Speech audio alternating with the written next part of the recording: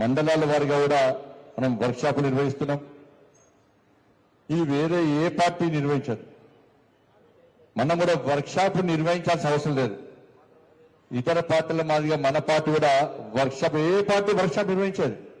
Membership target ఇచ్చి మీరు ఏం చేస్తారో చేయండి, నాకు టార్గెట్ నిండాలి.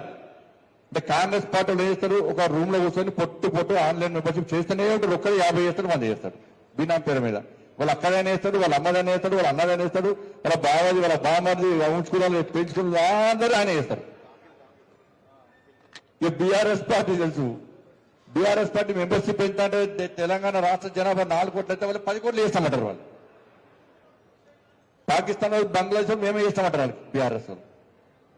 కానీ భారతీయ జనతా పార్టీ ఈ ప్రపంచంలో గతంలో ఈ ప్రపంచంలో అత్యధిక సభ్యత్వం ఉన్నటువంటి ఏకైక పార్టీ భారతీయ జనతా పార్టీ. 18 కోట్లు మనకు.